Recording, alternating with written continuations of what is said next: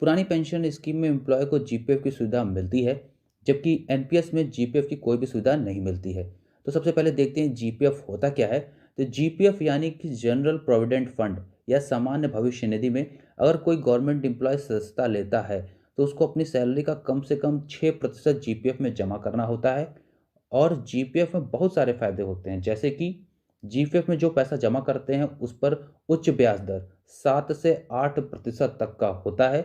GPF में जमा राशि के आधार पर आपको लोन भी मिल सकता है और समय अवधि पूर्ण होने के बाद आपको जीपीएफ का पूरा पैसा मिल जाता है, जो कि टैक्स फ्री होता है। अगर एम्प्लॉय की मृत्यु हो जाती है तो जीपीएफ में जो भी राशि होती है वह उसके नॉमिनी को मिल जाती है। चूंकि एनपीएस में जीपीएफ जैसी कोई सुविधा नहीं होती है, इसलिए एम्प्लॉय को ऐसे फायदे भी नहीं मिलते हैं। अब अगले पॉइंट को देखते हैं, पेंशन की राशि। तो ओपीएस में आपको रिटायरमेंट के बाद कितनी पेंशन मिलेगी यह निश्चित होता है। एम्प्लॉय को रिटायरमेंट के बाद उसके अंतिम मूल वेतन का 50% और उस समय के महंगाई भत्ते को मिलाकर पेंशन मिलती है। इसको एक उदाहरण से समझते हैं।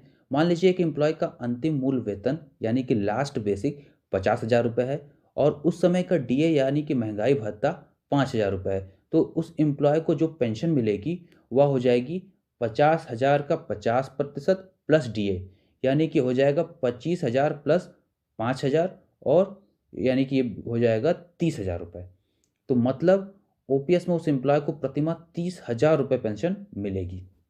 ओपीएस में यह भी सुविधा है कि ऊपर दिए गए फॉर्मूले पे जो मैंने आपको बताई है पेंशन राशि निकाल करके, अगर किसी एम्प्लॉय की पेंशन राशि 9,000 से कम आती है, मान लीजिए 6,000 आती है, 7,000 आती है, 8,000 आती है, फिर भी उस एम्प्लॉय को न्यूनतम पेंशन राशि 9,000 रुपये प्रति माह मिलेगी ही मिलेगी।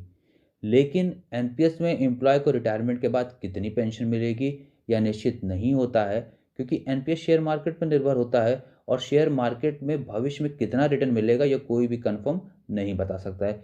यही कारण है कि एनपीएस में न्यूनतम पेंशन राशि भी निर्धारित नहीं की गई है। तो अगला पॉइंट देखते हैं, महंगाई भत्ता या डीए।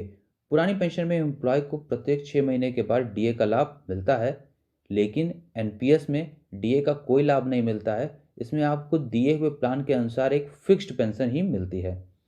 नेक्स्ट पॉइंट हम बात करेंगे न्यूनतम पात्रता अवधि पर, यानी कि आपको कब से पेंशन मिलना शुरू होगी। तो ओपीएस में जो सेंट्रल गवर्नमेंट एम्प्लॉयज़ रिटायरमेंट से कम 10 वर्ष की नौकरी कर चुके होते हैं उनको पुरानी पेंशन मिलती है। इसको एक उदाहरण से समझते हैं। मान लीजिए कि कोई गवर्नमेंट एम्प्लॉय है जिसका रिटायरमेंट 45 वर्ष की आयु में हो जाता है और साथ ही साथ उसने कम से कम 10 वर्ष की नौकरी भी की है, तो उस एम्प्लॉय को पुरानी पेंशन मिलेगी।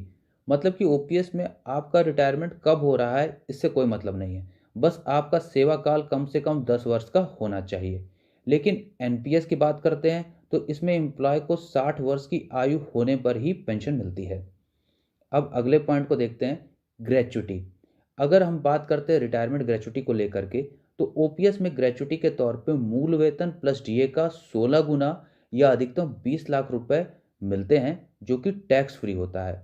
और अगर डेथ ग्रेच्युटी को लेकर बात करते हैं तो ओपीएस में सेवा काल के दौरान अगर किसी एम्प्लॉय की मृत्यु हो जाती है तो उसके नॉमिनी को वह राशि दे दी जाती है। नॉमिनी को यह राशि कितनी मिलेगी यह इस पर निर्भर करता है कि एम्प्लॉय ने कितने साल तक नौकरी की है। डेथ ग्रेच्युटी में अधिकतम 20 लाख रुपए मिलते हैं। लेकिन अगर हम एनपीएस की बात करते हैं तो यहाँ पर ऐसी कोई भी सुविधा नहीं मिलती है।